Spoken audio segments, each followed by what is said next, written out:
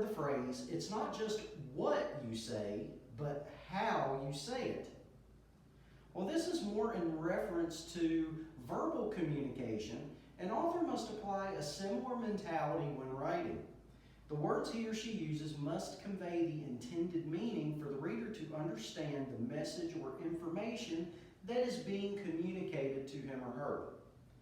Therefore, caution must be used when determining which word is appropriate, not only to the overall message, but also that it makes sense within the context of what is being communicated.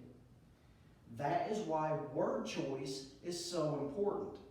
So, in this lesson, we will examine how the interpretation of an author's words is influenced by what are known as shades of meaning. In general, words have two levels of meaning. The first level is what is known as denotation. And denotation is just the basic meaning of the word, or the dictionary definition. The second level of meaning is the connotation. And the connotation refers to the emotional, contextual, or cultural meaning that is attached to the word. So, when we consider denotation, what we are asking is, what does the word literally mean? Whereas with connotation, we're asking, how does the use of the word make me feel? So denotation is just simply hard facts of the word's meaning. Connotation is influenced by feelings and emotions. Take a moment and consider this picture. Look at it closely and tell me which one is blue. Now, I'm sure you're thinking, Mr. Blankenship, they're all blue. And if that's what you're thinking, you would be absolutely correct. But what is unique about each of these blue colored pencils you see in the picture? Well, they are each a different shade of blue. No matter which one you pick, it's a blue colored pencil.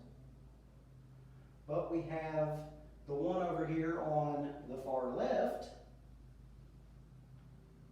is a extremely light blue, where the one here on the far right is a darker blue. And starting from the light on the left-hand side, as we go to the next pencil, it becomes a darker shade of blue. Now, I'm sure you're thinking, Mr. Blankenship, what does this have to do with word choice? Well, it has a lot to do with it. And the point here is to illustrate the fact that, like these shades of blue, words are going to have shades of meaning. So what I mean by that is that words with the same denotation, in other words, they have the same definition, the same meaning, can have very different connotations. And it's those connotations that make up our shades or degrees of meaning. Depending on how it's used within a sentence, maybe even the word itself that we choose to try to convey a specific meaning can mean different things depending on the experience, the feelings, and the emotions of the reader as well as the writer. We're going to be looking at two different forms of connotation. First, we're going to discuss positive versus negative connotation, and then we're going to think of connotation and word meaning on a spectrum in terms of which word has a weaker meaning versus a word that might have a stronger meaning. We'll be looking at some examples of each of these as we go along in the lesson. Let's begin by discussing the difference between positive and negative connotation. If a word has positive connotation, it tends to invoke more positive feelings in the reader. whereas a word with negative connotation may bring to mind more negative feelings and emotions. Let's consider this example. The sky was silvered with clouds and the wind was brisk. Versus the sky was gloomy with clouds and the wind was freezing. Now, even though some different words are used, both of these sentences are saying the exact same thing. The words silvered and gloomy mean the same thing. Furthermore, the words brisk and freezing mean the same thing.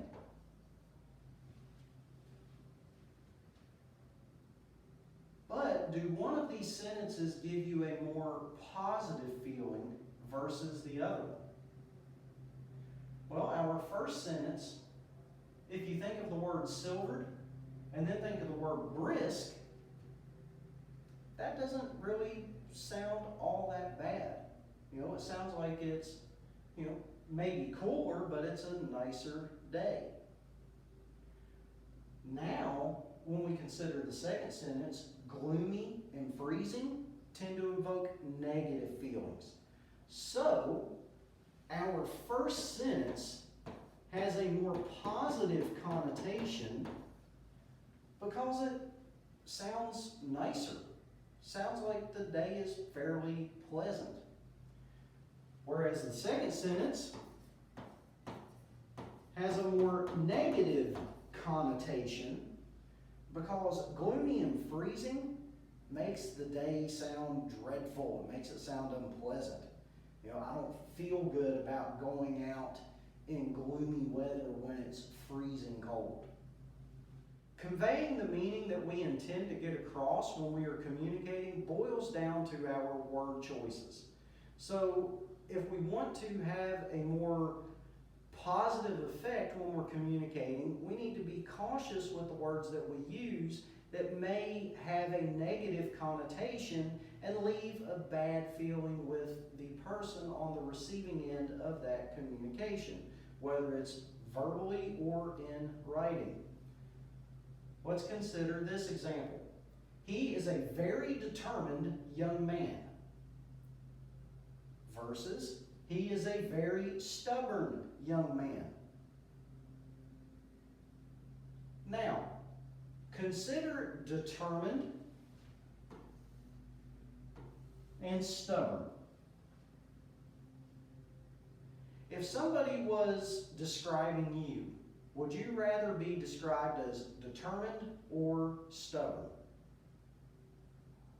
Well, I don't know about you, but even if I am stubborn, I don't want people to say, well, Mr. Blankenship is just really stubborn. It has a negative connotation to it, a negative sound. Whereas if somebody says that Mr. Blankenship is very determined, that sounds a lot better. Determined and stubborn mean the same thing. That means when I set my mind to something, or in this case, the young man sets his mind to something, he does not waver from it. He is determined to get it done. Or is he too stubborn to quit?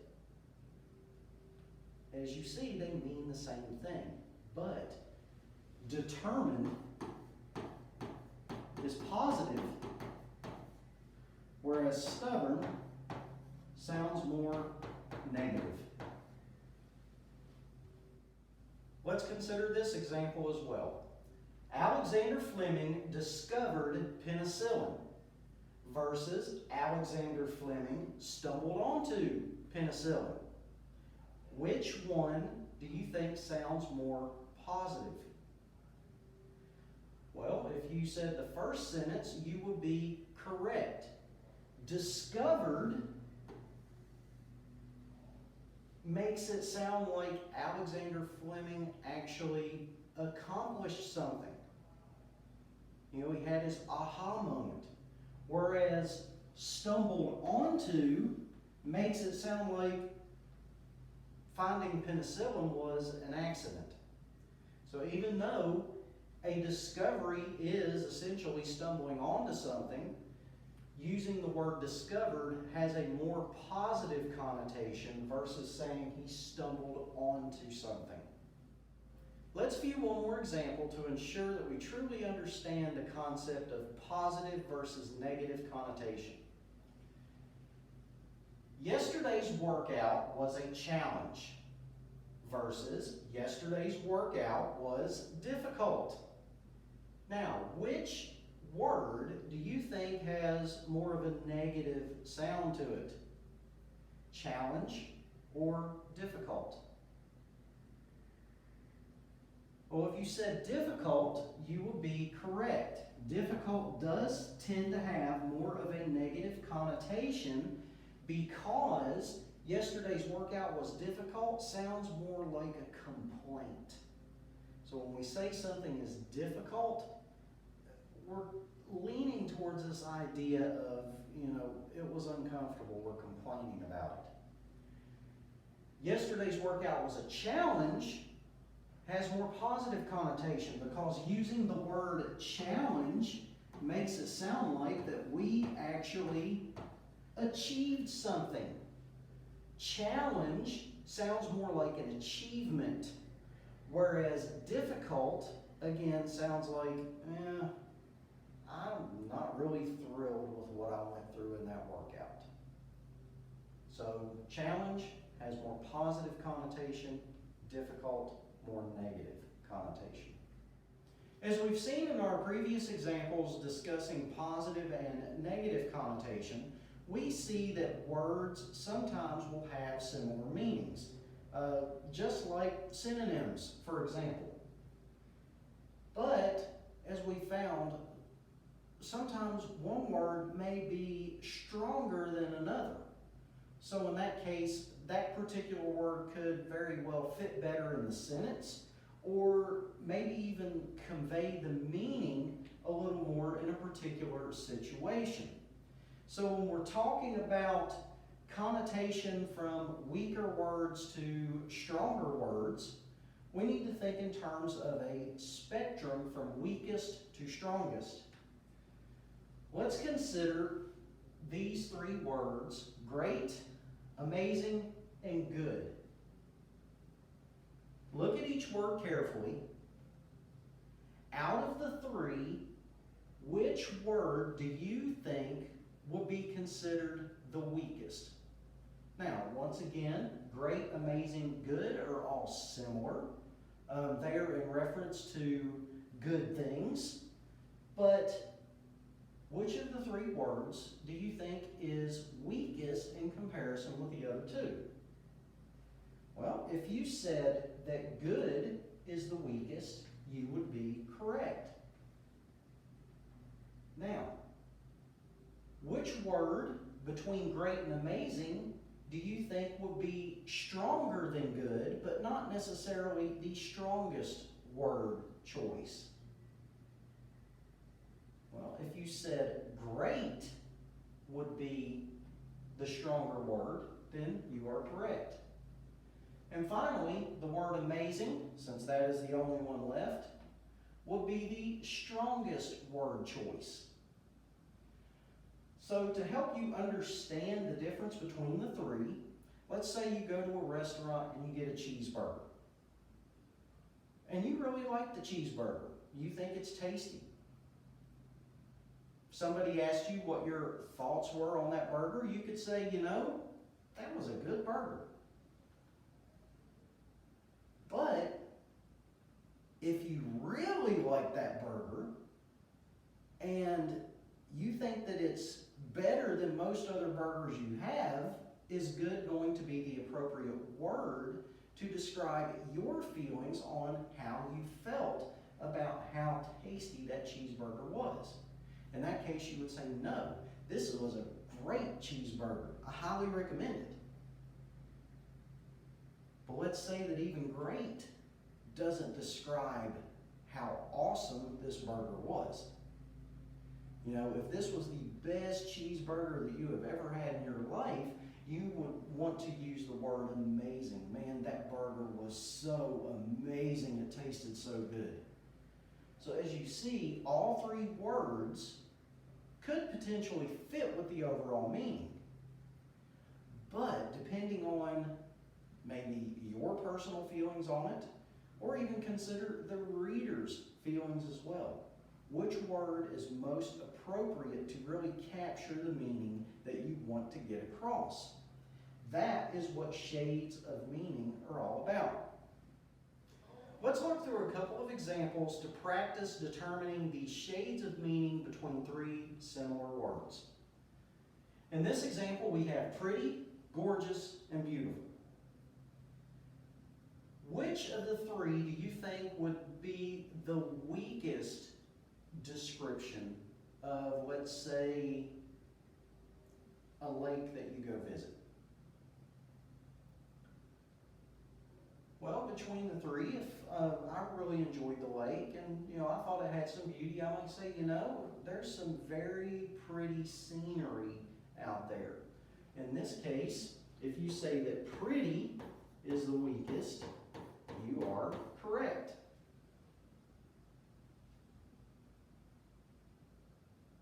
Between gorgeous and beautiful, which one would you say is the strongest? Well, let's consider it. Pretty doesn't quite cut it to describe the beauty of this lake. So if you really think the lake is beautiful, then you could say, okay, it's beautiful. But if it goes even farther beyond that, then gorgeous would really encapture your view, that it's just such an amazing, beautiful scene that even the word beautiful doesn't come close to cutting it. So gorgeous would be the strongest.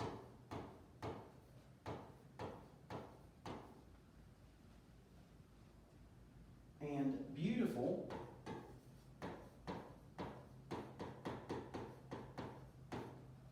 will be our in-between. Let's consider one more example and see if we can put the words gross, messy, and dirty in order from weakest to strongest in meaning. Now let's imagine you walk into your bedroom or dorm room, wherever it may be, and you see that, I've got a couple of items of clothing laying in the floor, maybe some paper wads, a couple of things that I had out I was working on, like my computer, my laptop, or maybe my tablet. Would you say that the condition of your room is messy, gross, dirty? What do you think? Well, if it's a little cluttered, messy would be the weakest of the three. Now, if it goes beyond messy, let's say that you've got a pizza box laying in there, maybe some half-eaten sandwich or whatnot. Would you say that the room is dirty, gross? Well, in this case, it's dirty, so it'll need a little bit more cleaning other than just picking up some clutter. And then finally, if the room is just downright filthy, you have old food in there with mold growing on it. Encountering that, room's going to be pretty gross.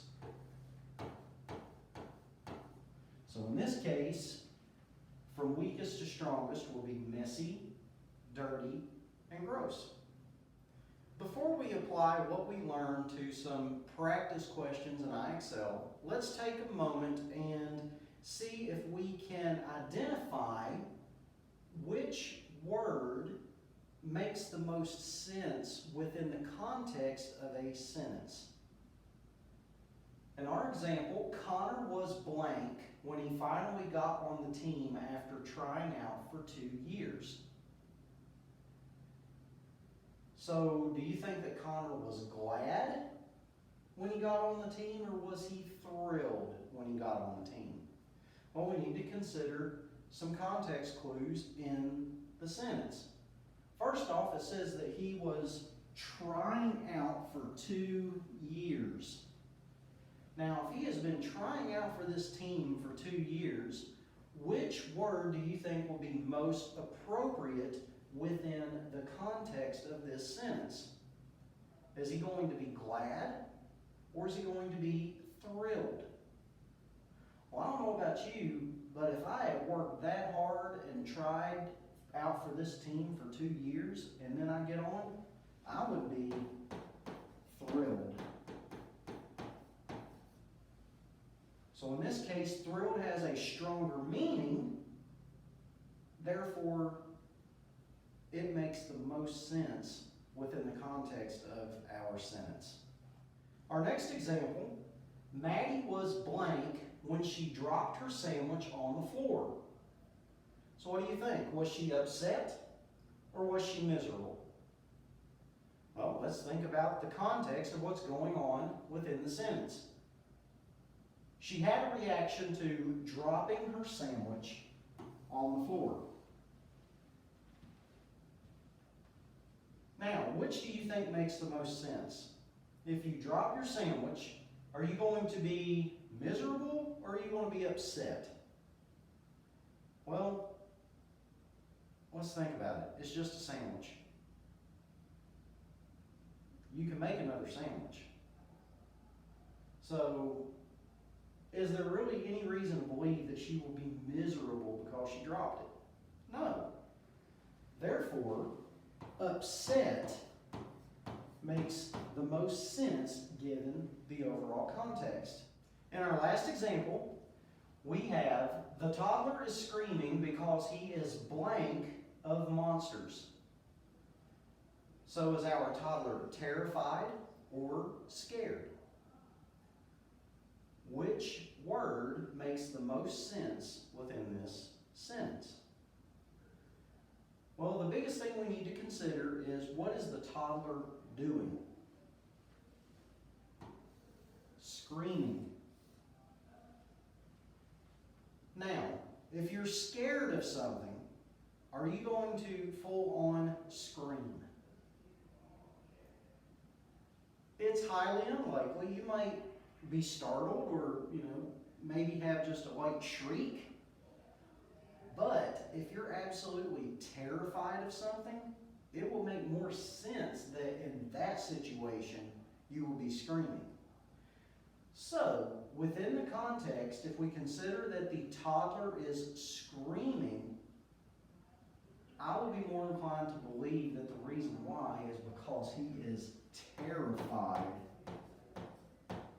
of monsters. Which phrase has a more negative connotation? A company's spoils or a company's profits? Okay, so the words we must consider: spoils and profits. Well, what are profits? If we think in terms of a business, profit is what you make after you take in all your income, pay all your bills, pay your suppliers, all of that money that's left over is your profit. Well, spoils has a very similar meaning as well. But when we consider the words side by side, spoils tends to have a more negative sound to it. Therefore, spoils has a more negative connotation. Which phrase sounds more negative? To exploit something or to use something? Well, again, both mean the same thing. Exploit and use have the same meaning, but exploit does tend to have more of a negative vibe to it than the word use.